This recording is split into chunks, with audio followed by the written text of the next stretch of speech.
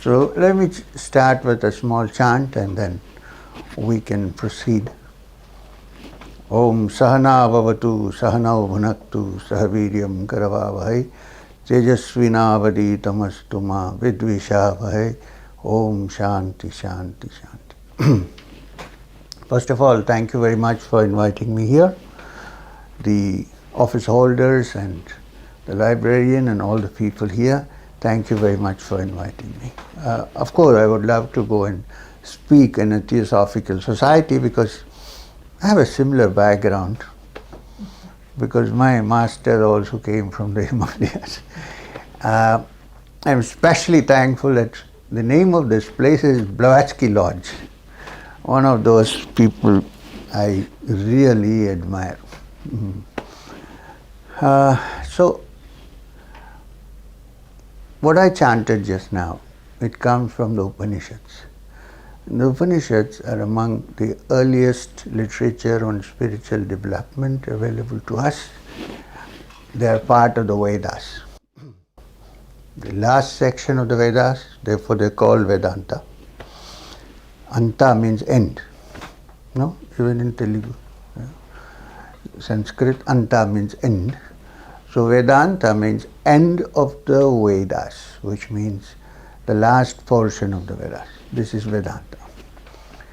So this particular sloka that I chanted, if you notice carefully, Sahana Vavathu, Sahanau, bhunaktu, Sahaveeryam, Karavavahai. So there's one word which keeps occurring in all three lines. That word, Saha. Saha, Sahana Vavathu, Sahanau, bhunaktu, Sahaveeryam, Karavavahai. See the Saha, Saha, Saha, which means what we are learning or what we learn sitting before a teacher, I'm not talking about me, but about a teacher, is between you and me. It's not just Sahana Vavathu, may both of us be protected. Every mantra, every sloka from the ancient texts has innumerable meanings attached to this.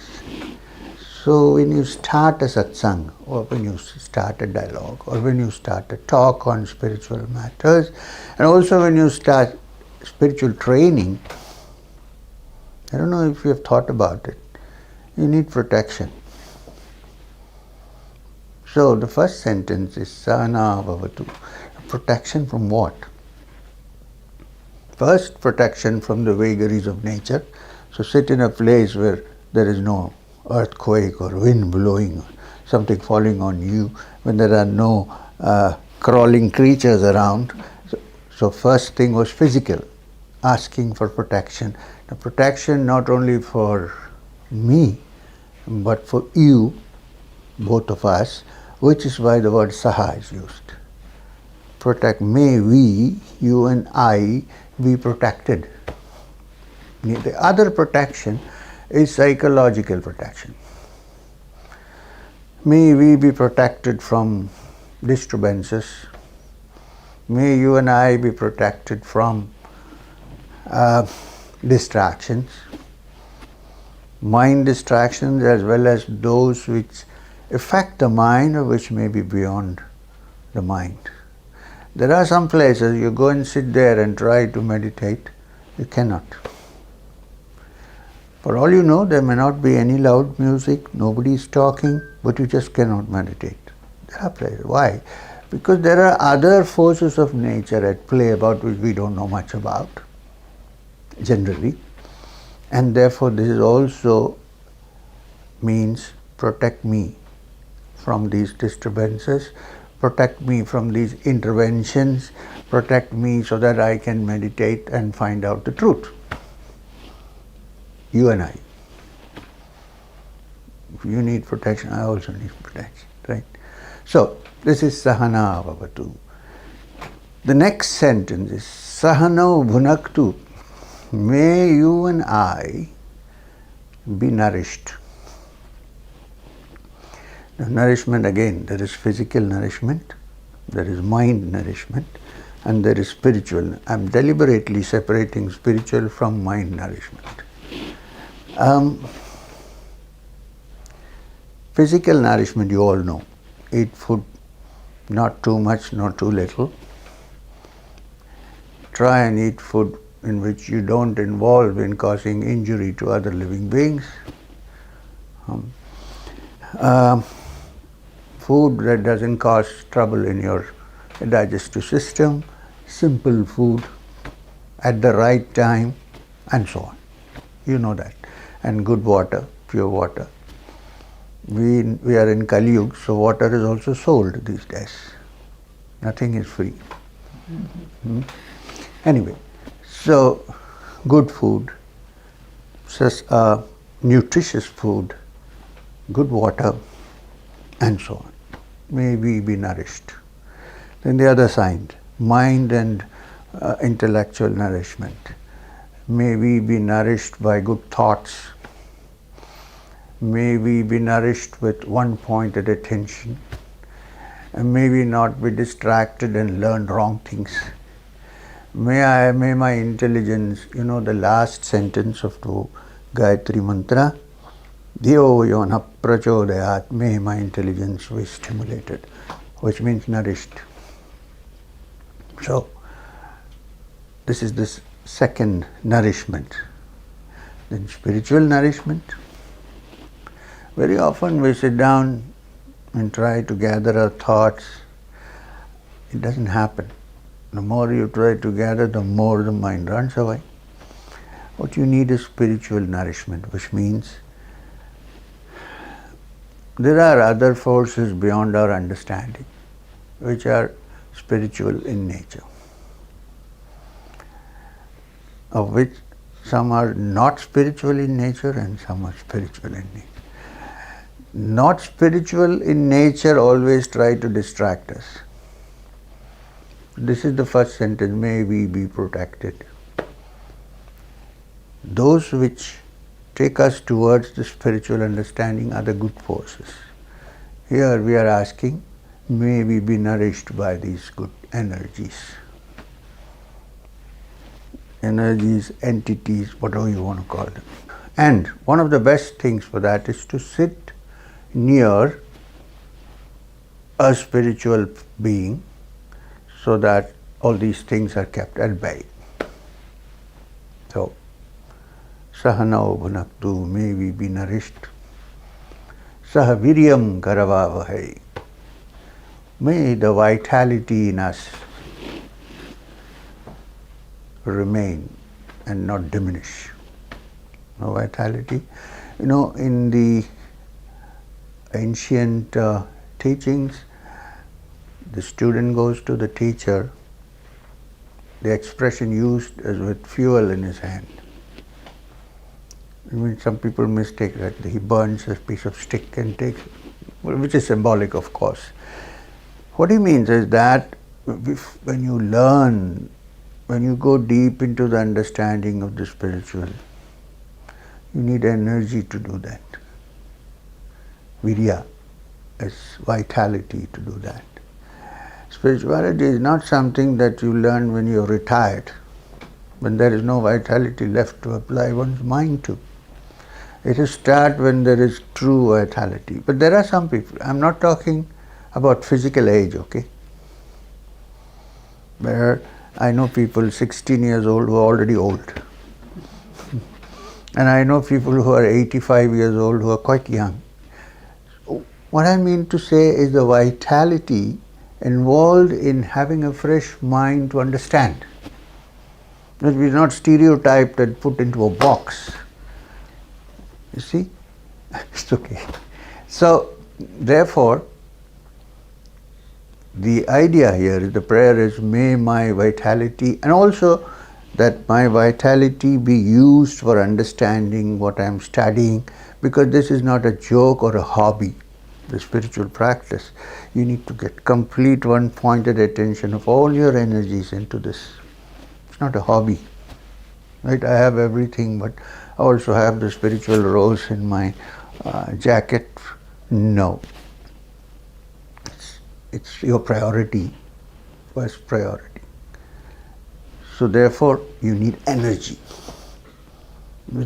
It's tremendous energy is required. So may my virya increase. May I, not mine, yours, mine, both of us.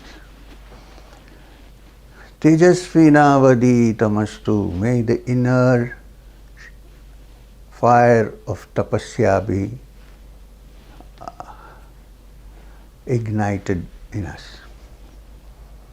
I know you realize that the Latin word igne has the same root as agni. Okay? You can't even start your car or scooter without an ignition switch. Igne, so may this light, the tejas, the fire of spiritual fulfillment, the fire of spiritual quest, the fire of sacrifice into which you offer everything, be alive in you and me. So, Tejasvi Naavadhiitam-Astu, Maa Vidvishavahai. Now, this is an important statement at the end. May we not fight with each other. This is to distinguish between a dialogue and an argument. When it's an argument, you have already concluded, okay, this is my system. And I have concluded, this is my system.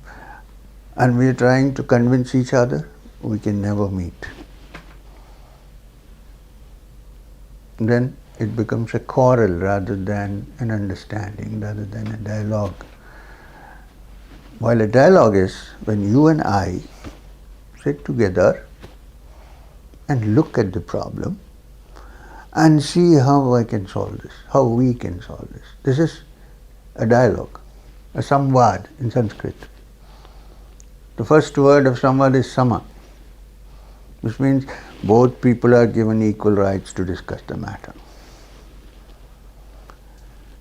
So, this is the mantra I started with. So when all these things are in place, then begins the study of that which is beyond ordinary understanding. And it's not something that we need to search for far away, because it's right inside us. Somebody said, it's nearer to you than your own neck vein. This is the search. Traditionally, this is the search. But there's one thing I need to point out. We know that I was with a master who was from the Himalayas. Maheshwarnath Babaji belonged to the Natha Sampradaya, one of the traditions. I was with him and he completely understood the fact that the founder of the Theosophical Society, HPB, was a student of one or more advanced masters. We were more than convinced about it. We used to have several discussions on this matter. In fact, he even said that he knew one of them, because in the spiritual field, this is not politics, so there are no two parties, right? They're all together trying to do something. But one may go in one way, another may go another way, but they're all trying to bring things together, which is also your motto here. Satyan, nasti, paro, dharmah. There is no greater dharma than the truth. So there are different ways of looking at the truth. Now, having come to this subject, there's something very important which is often missed. Everybody wants to practice. People jump into practices, plunge into practices without knowing why they are going, where are they going, what is all this about. Now this is very dangerous. HPB has warned this several times. And before you start any kind of practice, be clear about your map. Where are you going? Why are you going? Which way are you going? And I think it is also important, at least in the beginning, to be guided by somebody who has walked the path. When I say this, I mean it's largely unexplored, uncharted territory. You can find it on your own, of course. It may take several lives. You may have many stumbling blocks. But if you have someone who has walked on the path, then there's less chance of falling off, more chances of moving forward. This is to be noted. In Indian philosophy, yoga is a complete darshana by itself. There is Sankhya Darshana, Sankhya teachings, Vedanta Darshana, Vedantic teachings, Nyaya Darshana, the teachings of Nyaya, and so on. And the last one is the Yoga Darshana. There is Mimamsa, Purva Mimamsa. Let's not go into this. Then the last one is the Yoga Darshana, although most of the terms in the Yoga Darshana are derived from Sankhya. Tattvas, stages, Kaivalya, the ultimate culmination. These are all terms from the Sankhya of Kapila Munis. And Kapila certainly is recognized as one of the greatest teachers, because even in the Gita, Krishna is made to say, among the Munis, I am Kapila. So, from there comes yoga.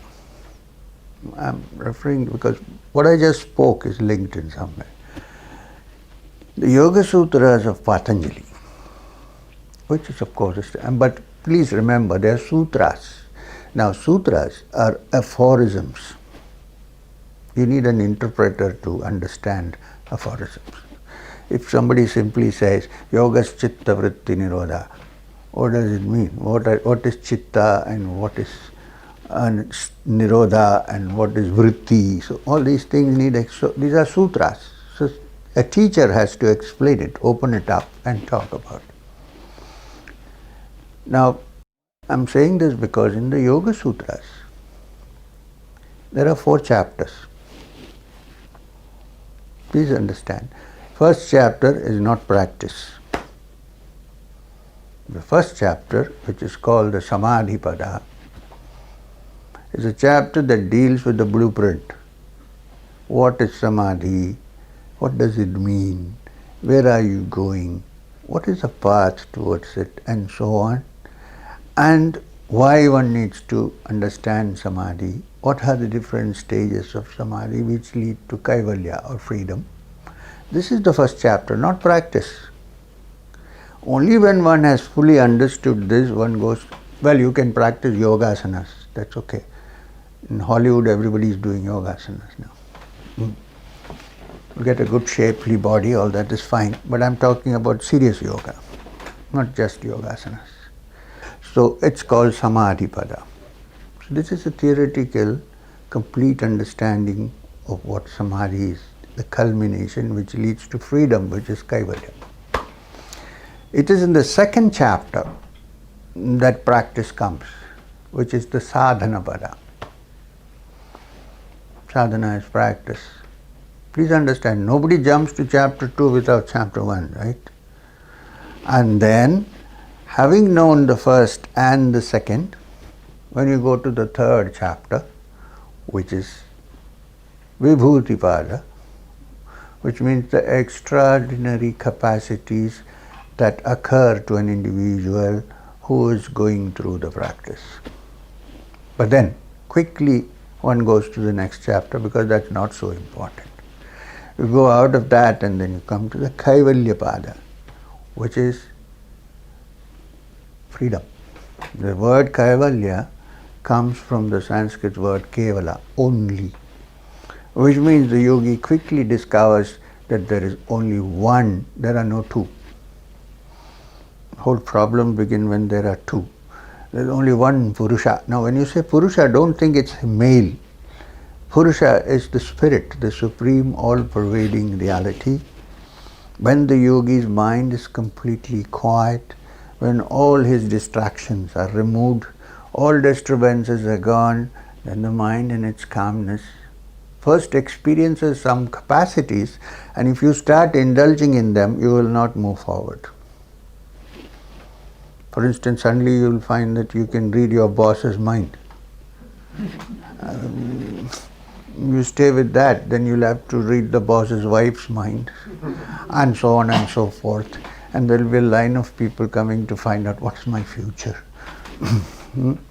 That's it, you're stuck.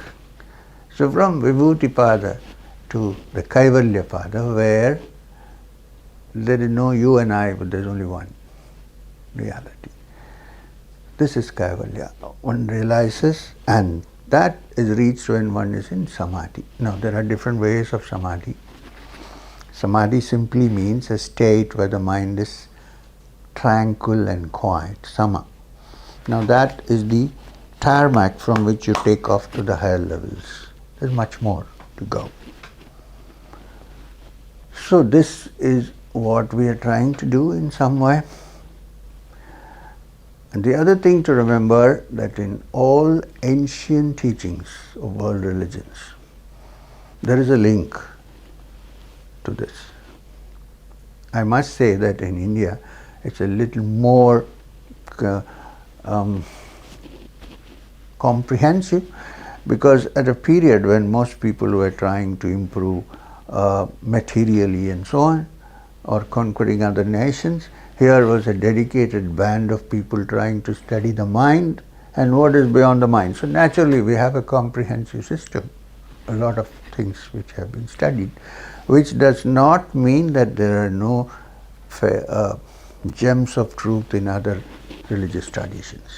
I fully understand this. If you study this carefully, you will find this. But the establishment and the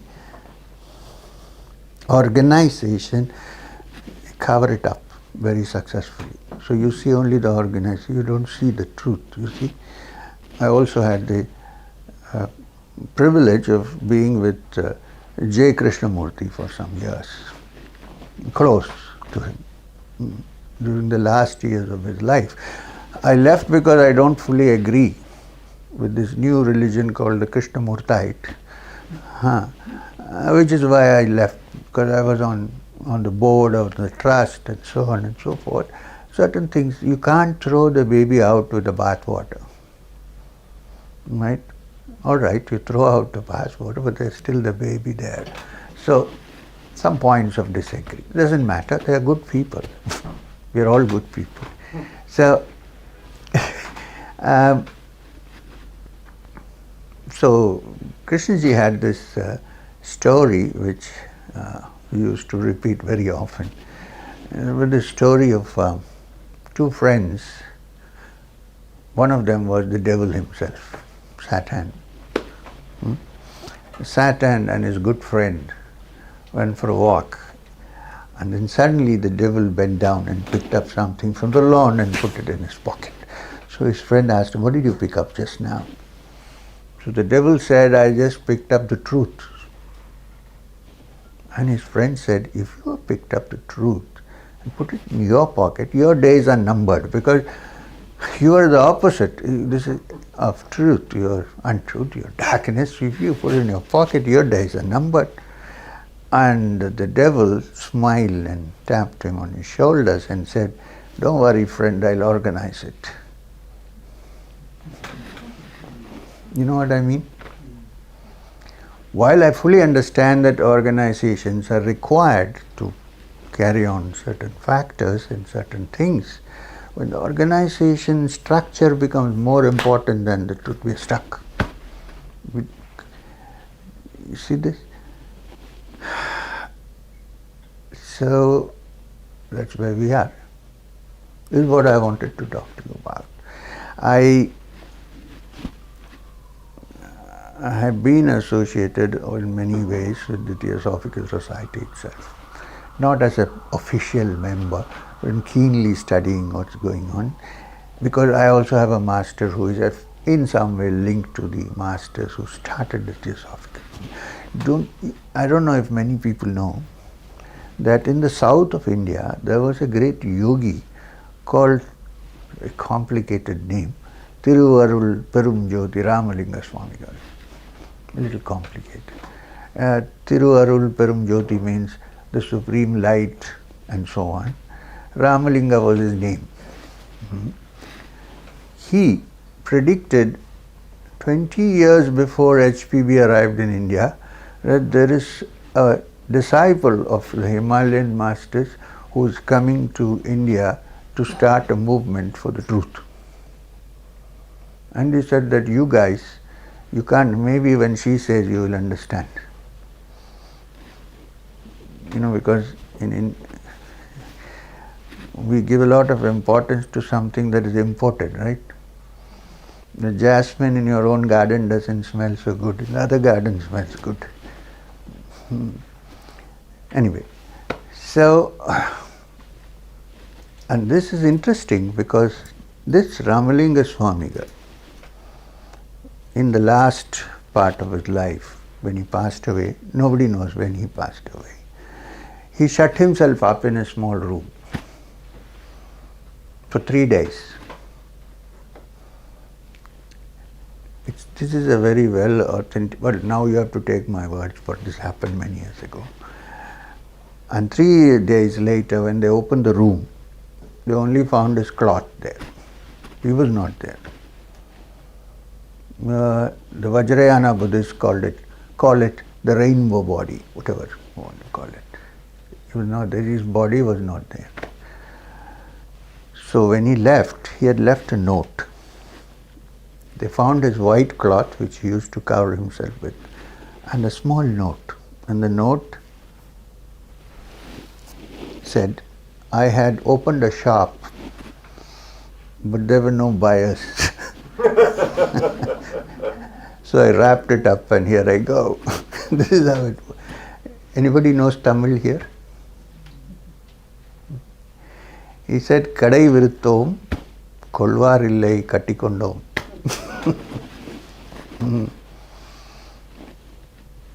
So, truth is often not palatable because it has its realities which may not be all hunky-dory. Needs to work on it and go beyond all our prejudices. So,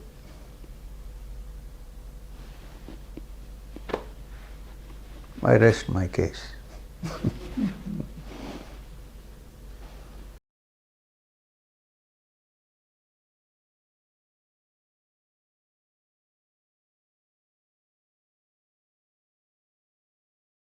Namaskar, Shriya.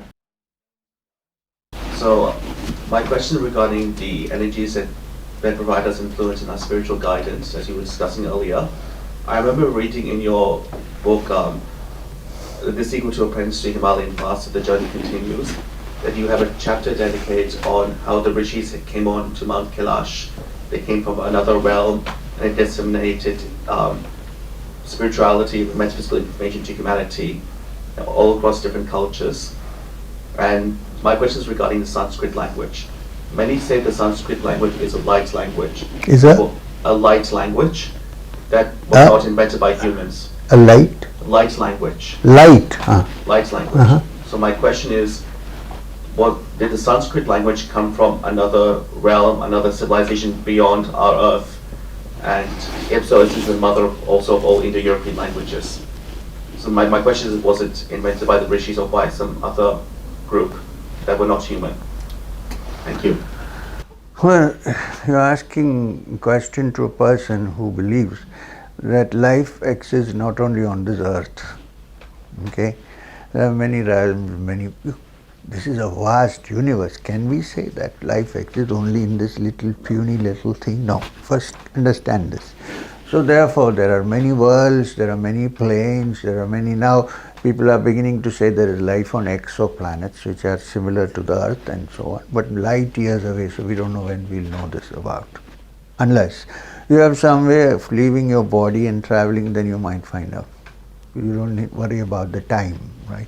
Time, space. And let's not discuss that. It might appear like fiction to you. Okay. But therefore my understanding is the present Sanskrit, which we call the Devanagari.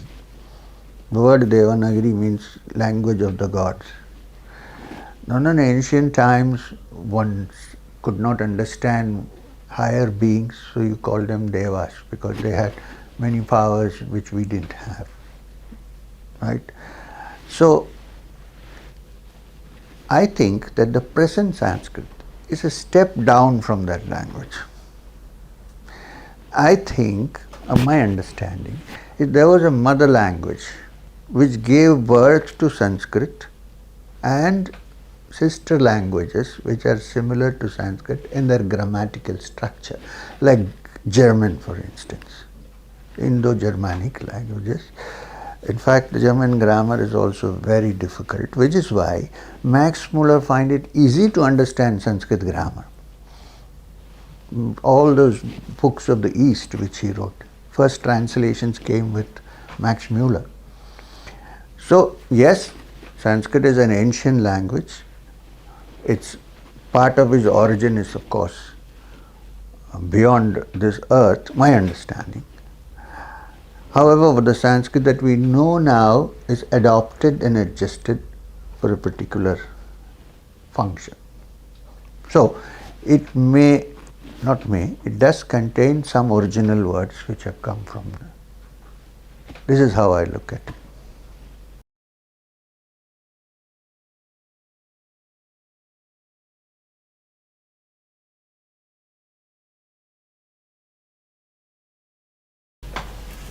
Actually, Shriyam, I have a question that's sort of in the same vein. Do you don't mind if I just ask that question? It relates to something that you wrote in your sequel to Apprentice to Himalayan Master. Which one? The journey continues. Yeah. You mentioned that in some cave in the Himalayan mountains there are artifacts from ancient beings who came to the earth to help humanity evolve. And in fact that two of their bodies still remain there and artifacts. My question is sort of relating to higher consciousness and the control of matter, and also in relation to Nagaraj, who came in the vehicle. So if these beings obviously are very highly technology advanced, I'm assuming they're also spiritually advanced. I was wondering if you could talk a little bit on that, the higher consciousness and the control of matter, but yet still needing physical spaceships to come here, that sort of thing. You know why I decline to discuss? I'll do it, but this is because there's so much of this literature nowadays on this, especially with the internet. Sometimes I feel some of it may be exaggerated, honestly. But yes, I do believe, because I have my own experience, that there are greater beings. There are realms where, I don't know why we are discussing, anyway, there are realms where great beings live who don't even have a human form. Nagaloka, for instance. And that they have given us some technology which now we are beginning to understand very slowly. Now, for instance, you said that they have vessels like to come here and go. On one hand, some of them, see, there are many beings. Some of them came in their subtle bodies, and there were some who actually came in the. Now, you would say, how is it that a flying vessel, I don't want to use the word flying saucer, it's become very bandied about. So, how is that this vessel suddenly goes up without even a propeller? Like, I have traveled in a copter. The copter also goes up, but it makes such noise that I think if you travel every day, you'll go deaf. It's terrible. But here is a silent moving up. Now, how is this possible? What is the fuel? Because you don't see any fuel exhaust.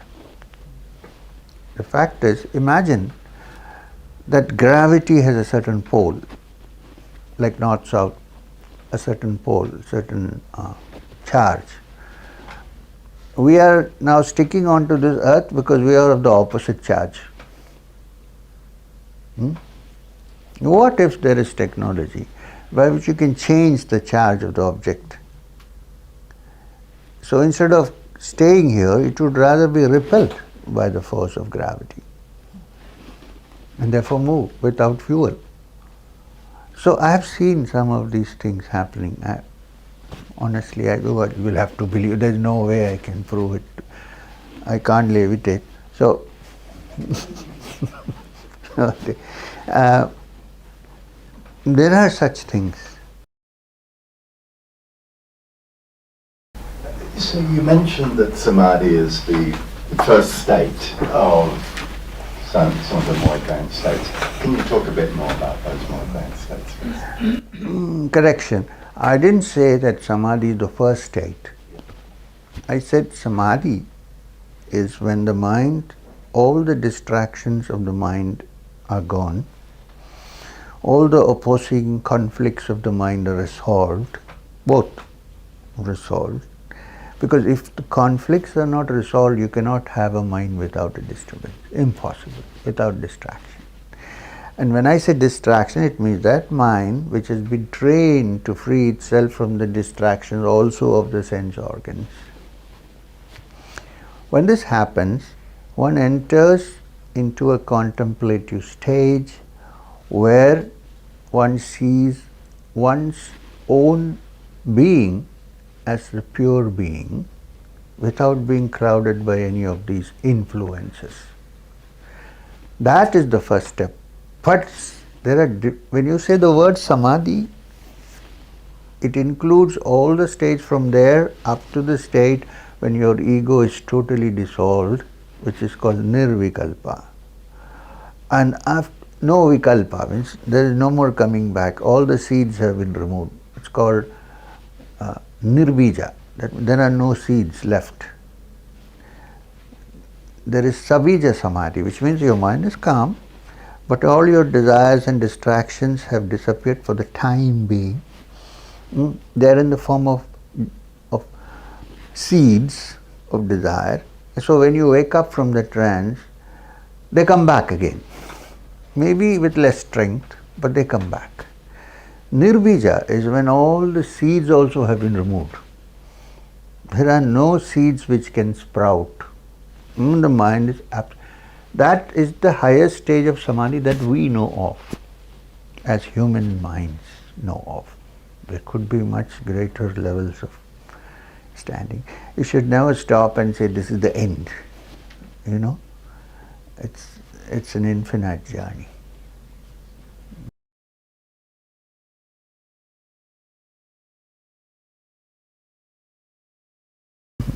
Might I ask a quick second question? I recently met a few people that had done 3 years retreats by themselves in a cave or a meditation room, and yet they felt they hadn't really got that much from it. I suspect one of the things was they were doing a more organized form, which can obscure the truth. But what would be your advice to people that are? My advice is, make your bedroom into a nice cave. There's no point in going. And I mean, don't bring rocks inside, especially if you're married. I'm a married man. So, what I mean is, you need definitely some periods of solitude to delve into your mind. If you can do it in a faraway place in the Himalayas, good. But please understand, it's always good to have a guide, not attempt on your own. Because you attempt on your own, you come across obstacles which you will not be able to cross. This is the problem. I'm not saying that your teacher should stay with you all the time. That's not what I'm saying. But some kind of instruction, some kind of guidance will be of great help when you do this. That may be the problem there. And I decided, I read books and I decided to go in solitude and sit for some time. It's not easy that way. I'm convinced that periods of solitude are essential to move forward.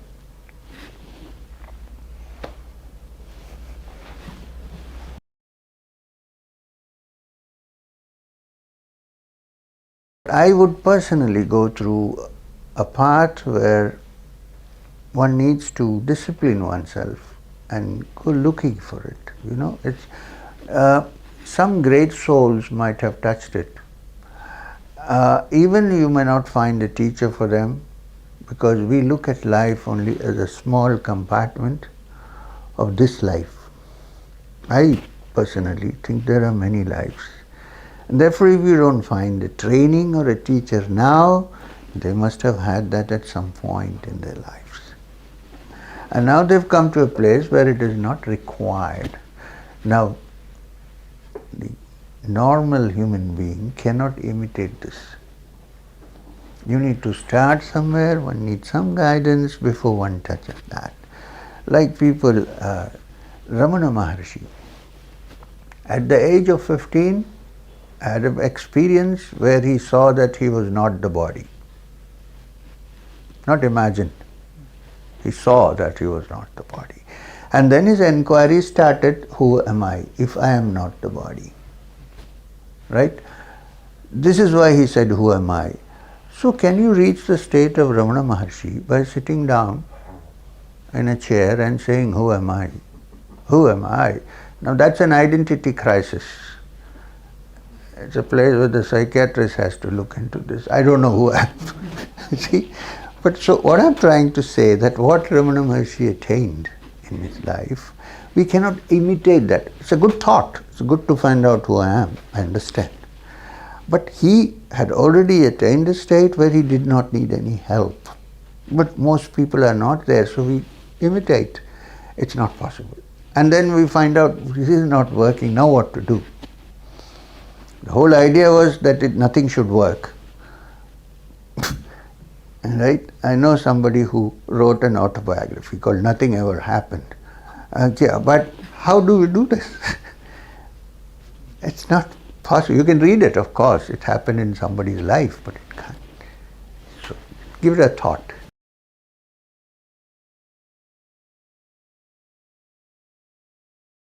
No.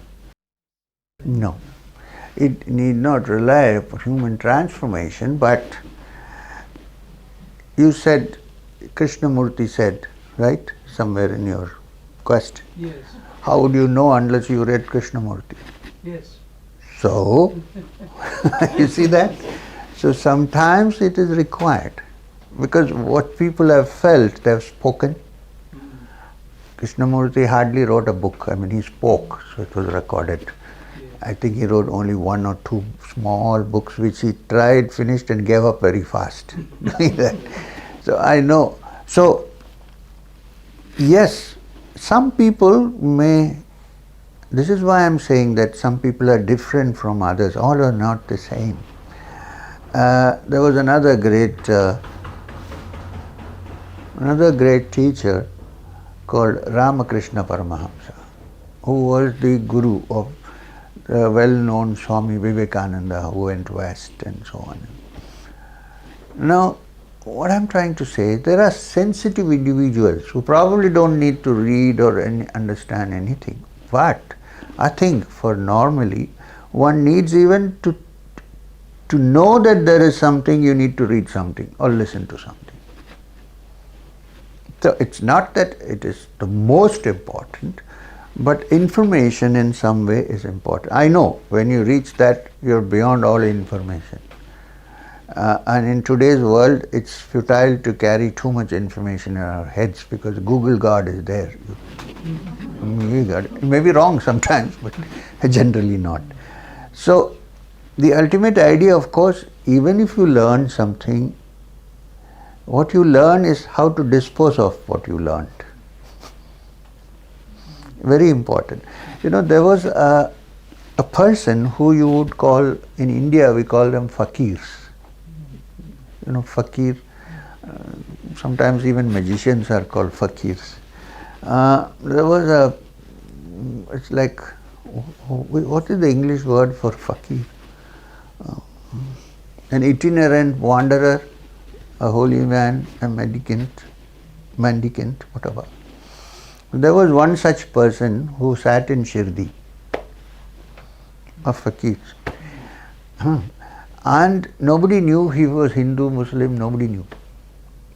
Sometimes he said Ram, Ram, sometimes he said Allah, Allah, and so on. And nobody thought he has been educated or knew anything about the Upanishads or Vedas, anything of the kind. He always sat like this, with a cloth tied on his head. Okay? So one day, 2 scholars were sitting in front of him and discussing something. about knowledge. He was just sitting there quietly. The subject was, is knowledge important? Two Pandits, of course people who have studied all this from Maharashtra. Is knowledge important? The other guy said, no, experience is important. You have to discard knowledge. Should we? So suddenly, this man who was listening to this conversation, he piped in. He said, look, 1 second. He said, I have not read all these things, but if you are walking in the garden and there's a thorn that gets stuck in your heel, you get pain. Now you need to get the thorn out. So you may pick up another thorn and pry this out.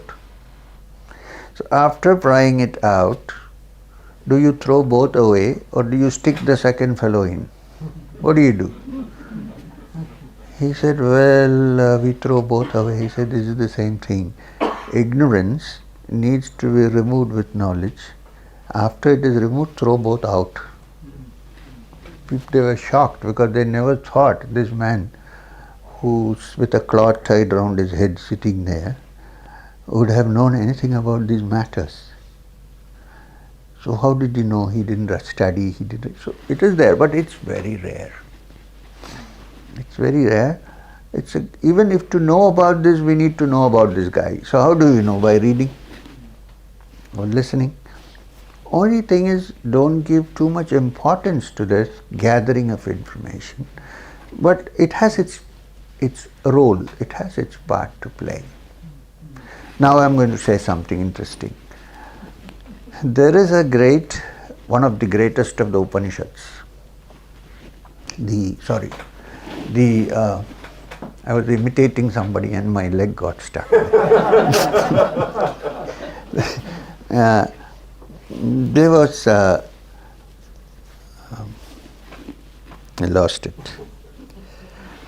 An interesting story. Yeah. There is an Upanishad called the Mundaka Upanishad. It's one of the principal Upanishads. In this Upanishad, a young man goes to a great teacher and asks him, tell me about knowledge. So the teacher says, there are two kinds of knowledge. There is the higher knowledge and there is the lower knowledge. So the student says, the student himself is an accomplished person. He says, okay, so can you give me a list of lower knowledge so that I can be sure that I understand higher knowledge? You give me a list of lower knowledge, I'll avoid it. Then I'll understand the higher knowledge. You will be shocked. This is from the Upanishad, Shruti. I am not saying this. The list starts like this.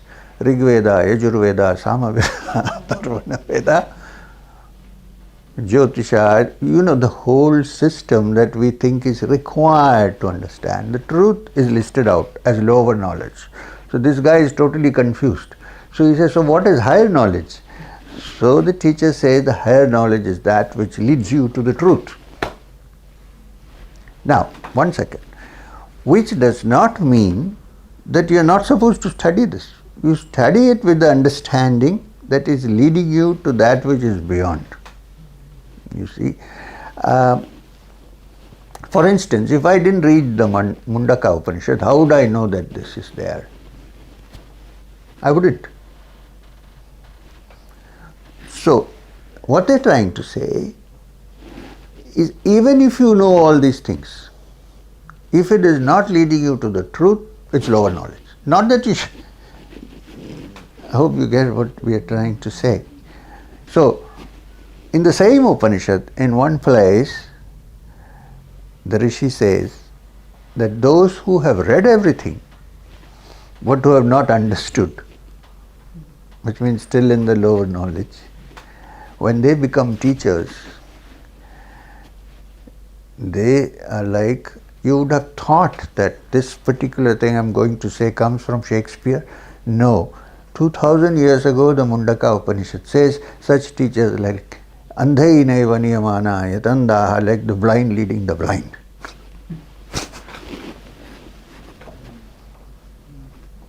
Yeah.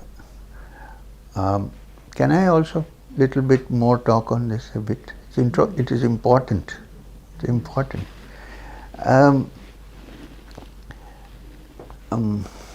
There was a great man called Ganapati Shastri. He was a famous poet and a great scholar and a Sri Vidya Upasaka. Nowadays it's become a problem with me. Anybody who meets me suddenly pops up, can you teach me Sri Vidya? So he was all this put together. And then he felt that with all these things, he was known as Kavyakanta Ganapati Shastri, which means Ganapati, who is a great scholar. His name was Ganapati. And Kavyakanta, jewel of poets and so on. Big man. But he always felt that with all this knowledge and learning in Tantra and everything, there was some obstacle between him and the truth. There was something which was barring him from understanding the truth. So he was in the search of a teacher who would kind of help him get out of this. He went to Tiruvannamalai. Somebody told him, this Ramana Maharshi was unknown at that time. Somebody told him, on the cave up there is a young man sitting there. He looks like a rishi. Perhaps he can solve your problem. And so he went up. When he went up, Ramana was sitting with his eyes open, but he didn't see him. His eyes were open, but they were not registering anything. Have you seen any one picture, anybody of Ramana Maharshi with closed eyes? No. There was no going in or coming out. So, he was sitting there. Long time he waited. Must say that he was very patient for being a famous man. And then he looked at him, zeroed in on him. And then this man said, prostrations to you. Then he did this. You know, Ramana Maharshi hardly talked. He didn't speak much. So he put his hand up, like, which means what? What do you want? In India, this is a gesture. What do you want? He was waiting for this signal. He started. It took him 10 minutes or 15 minutes to finish. I did this, I did that, I studied this, I studied that, I did this. The whole thing like a verbal diarrhea. The whole thing came out. And then he asked him, now what should I do? This is a typical, beautiful answer from Ramana Maharshi. He said, for 5 minutes, can you just shut up? You know what?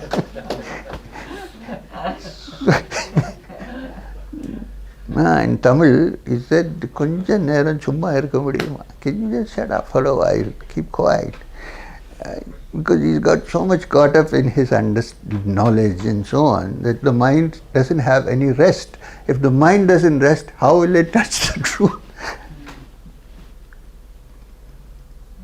So when you listen to Krishnamurti, you must also take it that way.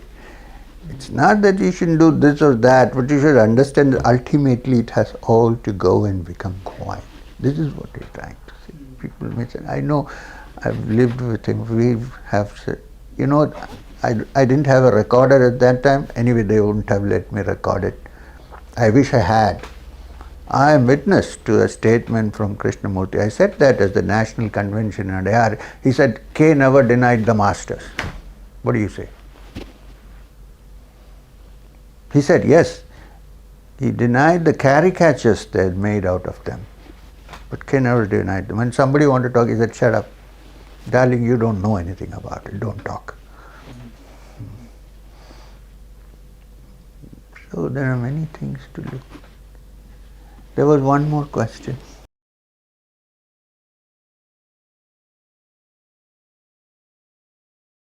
especially on Guruji, I would just like to ask, can you get Nirvana, moksha, liberation, salvation, just by the practice of Bhakti Yoga? If you just stick to that path, is it possible? Now we have, this cannot be answered in such a short while. We need to go into understanding what is bhakti. You know what normal bhakti is? Going to a temple or a church or whatever and saying, can I get a promotion? Please give me, I don't have children, can you give me a child? This is the normal bhakti. We consider this to be bhakti. Or doing puja, right? And saying every day, I enjoy this puja, so I am a bhakta, right? Or I'm singing some songs and I'm enjoying it, so this is my bhakti. All good. I'm not saying no, but when you're talking about that bhakti by which you touch, it's not called nirvana, it's a culmination, darshana. This is a serious affair. If one has that kind of bhakti, then I think you can go ahead without doing anything else.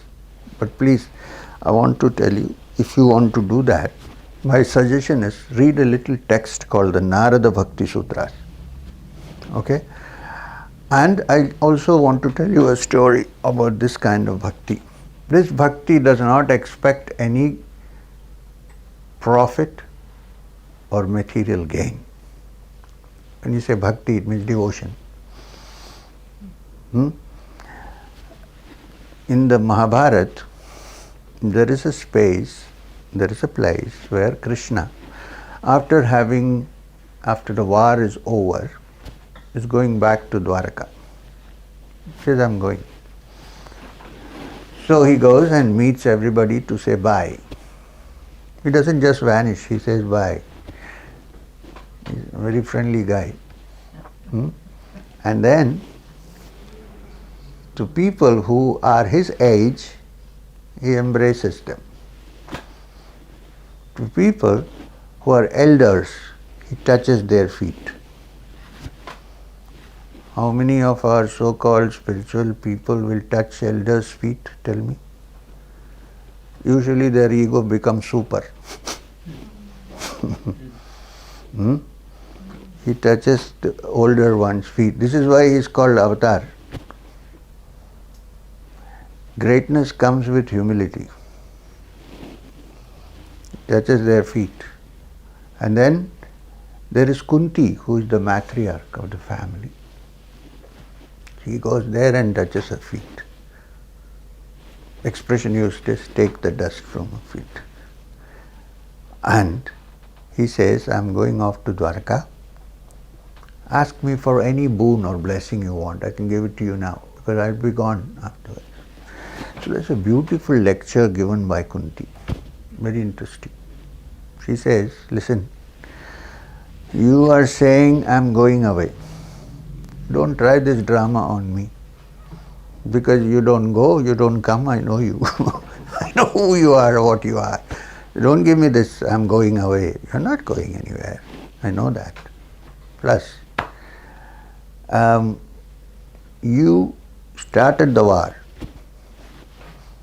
Then you joined our party and we won the war. All this is your doing and you're saying now I'm going. Where are you going? You're not going anywhere. Okay, you ask me, ask for anything and I will give it to you. I have one boon to ask of you. What? Bring all the sorrows of the world on my head. Read the Mahabharata or the Bhagavad. Bring all the sorrows of the world on my head. Even Krishna is taken aback. What kind of blessing is this?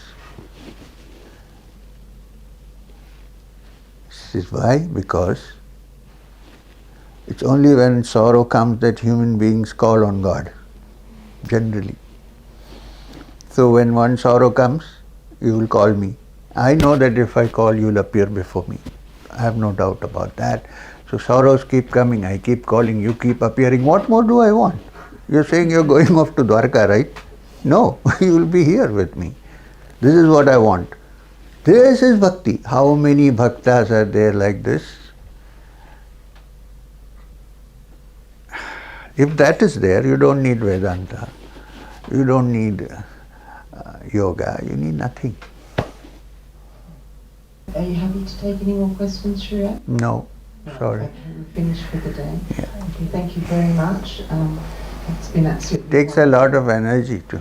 Yes, of course. Of course it does. Yes, it does. And I was very, I don't know, pleased is the right word to say that you mentioned last night that sometimes you get nervous too. So Yeah. so, I do. human. Thank you so much. It's been absolutely wonderful, an absolute pleasure that you've taken the time out of your busy schedule to come and spend some time with us here. My privilege. So you've been very busy. So thank you very much. Thank you very much. Please, thank you. Sorry I couldn't take any more questions. Pardon me.